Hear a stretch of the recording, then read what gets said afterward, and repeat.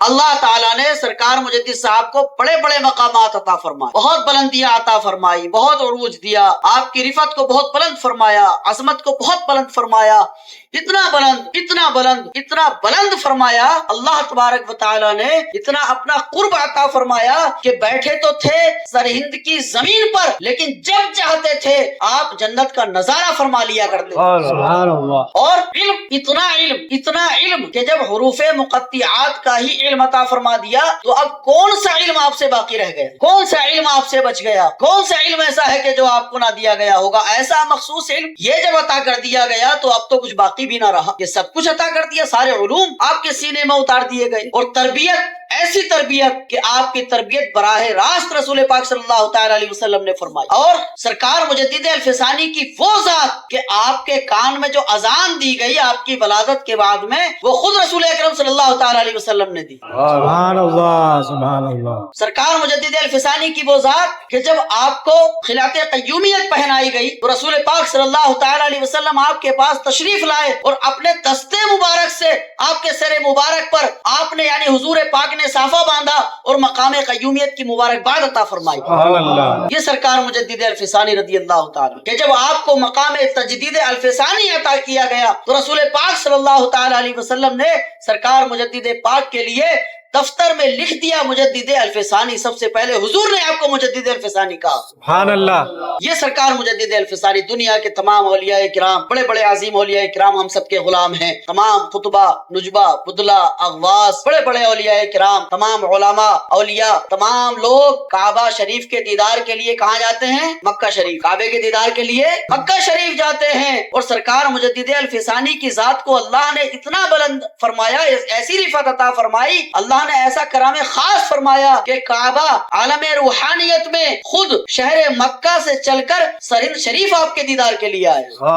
یہ سرکار مجدد الفسانی اور دین کی خدمات کہ کبھی بادشاہ سے آپ کا مقابلہ ہے، کبھی بادشاہ کا لشکر سامنے ہے، کبھی بادشاہ کے درباری آپ کے سامنے ہیں، شیعوں کی جماعتیں آپ کے سامنے ہیں، اکبری آپ کے سامنے ہیں، عام کفار آپ کے سامنے ہیں، دوسرے بہت سے بدعقیدوں کے فتنے آپ کے سامنے ہیں، اپنوں میں چھپے کچھ حاسدین آپ کے سامنے ہیں۔ ان سب سے مقابلہ کرنا، پورے بر صغیر میں دین ختم ہو چکا تھا، اپنے شاگردوں کی مریدوں کی جماعتیں تیار کرنا اور علاقے کے حساب سے صلاحیت والے لوگوں کو وہاں کے لیے روانہ کرنا، باطنی طور پر ان کی رہنمائی فرمانا، خطوط کے ذریعے ان کی خبر لینا، رہنمائی فرمانا، اور جہاں معاملہ زیادہ سخت درپیش آتا تھا وہاں خود جا کر آپ تبلیغ فرماتے تھے، اور پھر مدرسے میں بیٹھ کر، درسگاہ میں بیٹھ کر طلبہ کو درس حدیث دینا، درس تفسیر دینا، درس تصوف دینا، اور اس کے علاوہ عام مریدوں کی بھی اصلاح کرنی، اور تمام اولیاء کرام ایسے ایسے اقطاب کہ جو دوسروں کو قطب بنا دے، تمام اولیاء کرام اس طرح کے آپ کی بارگاہ میں دنیا زمانے سے، الگ الگ ملکوں سے،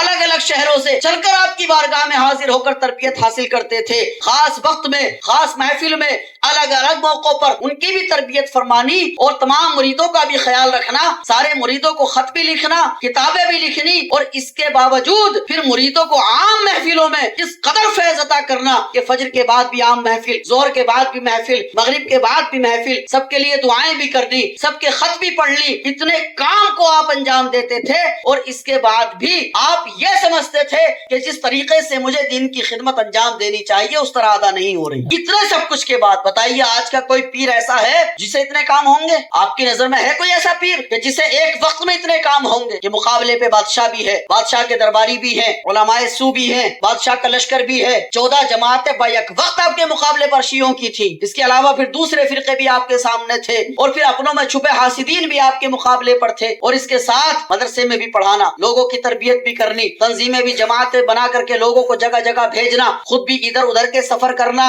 اور پھر بیانات بھی کرنے، اصلاح بھی کرنی، اپنی مخصوص عبادتیں بھی انجام دینی، ذکر بھی کرنا، تسبیحات بھی کرنی، مراقبہ بھی کرنا، اور سونے کا ٹائم بھی اس میں سے آرام کرنے کا ٹائم بھی نکالنا، لوگوں کو کھانا بھی کھلوانا، کہ جب آپ کی خانقاہ میں اتنے لوگ رہتے تھے تو ظاہر سی بات ہے کہ رہنے سہنے کا، کھانے پینے کا انتظام بھی ایسے ہی ہوتا تھا، اور جب لوگ کھانا کھاتے تھے تو مجدد صاحب سب کو خود کھڑے ہو کر کھلواتے تھے، سبحان اللہ سبحان خود اللہ۔ کھڑے ہو کر کھلواتے تھے۔ اس کے باوجود کتنی خدمات تھی، کتنے عظیم مقامات، کیسی بلندیاں، کیسے درجات اور کیسی خدمات، اور آج نہ تو مدرسے میں پڑھانا ہے، نہ مریدوں کی اصلاح کرنی ہے، نہ کسی بادشاہ سے کوئی مقابلہ ہے، نہ سامنے کوئی فوج ہے، نہ ایسی تعلیم و تربیت جاری ہو رہی ہے، نہ روزانہ روزانہ لوگوں کی عام محفلیں لگ رہی ہیں، اس کے بعد یہ کہہ دیا جاتا ہے کہ پیر صاحب اتنے مصروف ہیں کہ انہیں مصافحہ کرنے کی فرصت نہیں۔ بتائیے ہوتا کہ نہیں ہوتا؟ ایسا ہوتا ہے نا، یہ عام بات ہو رہی ہے۔ تو ان چیزوں کو سمجھو، پہچانو اور جانو کہ ہمیں کیسے لوگوں سے جڑنا ہے اور کیسے لوگوں سے ہمیں فیض حاصل ہوگا۔ جب مرید سامنے بیٹھے ہوتے ہیں، پیر صاحب کی نظر پڑ رہی ہے، توجہ ہو رہی ہے، نظروں سے بھی فیض دیا جا رہا ہے، فیض کتابوں سے بھی فیض دیا جاتا ہے، زبان سے بھی فیض دیا جاتا ہے، نظر سے بھی فیض دیا جاتا ہے، سینے سے سینے میں بھی فیض ٹرانسفر کیا جاتا ہے۔ کئی کنڈیشن ہے فیض کی، کئی شکلیں ہیں۔ اس لیے ایسے بزرگوں کو دیکھو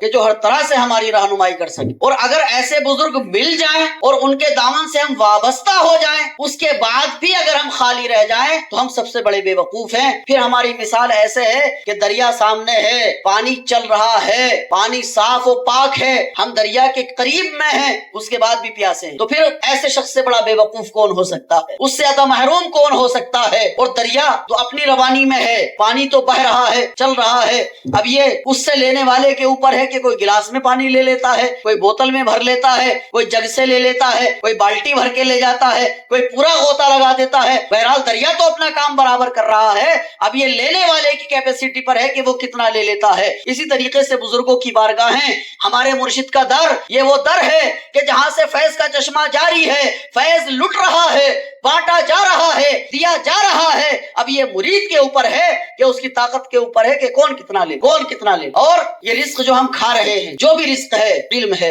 روحانیت ہے، کھانا ہے، جو بھی رزق ہے، سب کا مالک تو اللہ ہے، خالق تو اللہ ہے، رزق تو اسی کا ہے۔ جو کچھ ہمیں مل رہا ہے سب کا خالق و مالک اللہ تبارک و تعالی ہے، لیکن اللہ تعالیٰ نے سارے خزانے حضور کو عطا فرما دیے ہیں۔ اللہ تعالیٰ نے حضور کو قاسم بنا دیا ہے کہ اب اس میں سے تمہیں تقسیم کرنا ہے، اور آقا کریم اپنے محبوبین میں تقسیم فرما دیتے ہیں، اور پیر کے حصے میں بہت کچھ دے دیا جاتا ہے کہ جو مرید جتنا جس کا اہل ہے، اس میں سے اتنا اتنا اس کو عطا کرتے جاؤ، اتنا اتنا اس کو دیتے جاؤ۔ تو ہمیں اہل بننا چاہیے، ہمیں اپنے پیر کے طریقے پر چلنا چاہیے۔ یہ سلسلہ نقشبندیہ سرکار مجدد پاک تک پہنچا، اللہ تعالیٰ نے بڑے مقامات، بلندیاں، رفعتیں، عظمتیں مجدد صاحب کو تمام خصوصیات عطا فرمائی، اور پھر مجدد صاحب نے ہمیں کتنا نوازا، ہمیں کتنا نوازا۔ فرماتے ہیں کہ جتنے بھی لوگ مرد و خواتین میں سے، یعنی عورتیں ہوں یا مرد ہوں، جو بھی میرے سلسلے میں قیامت تک داخل ہوگا، میں سب کے چہروں کو جانتا ہوں، ہر شخص کے چہرے کو، کہ جتنے بھی لوگ قیامت تک، صرف آپ کے سامنے کے لوگ نہیں بلکہ قیامت تک جتنے بھی لوگ سلسلے میں داخل ہوں گے آپ کے، فرماتے ہیں سب کے چہروں کو جانتا ہوں، سب کے ناموں کو جانتا ہوں، سب کے رہنے کی جگہوں کو جانتا ہوں، اور ایک موقع پر تو اتنا نواز دیا، اتنی عنایتیں فرما دی کہ کمال ہی کر دیا، فرما دیا کہ سب کی شفاعت کا میں ضامن ہوں۔ سبحان اللہ، سبحان اللہ۔ اس سے بڑا اور کیا بڑھ کے چاہیے؟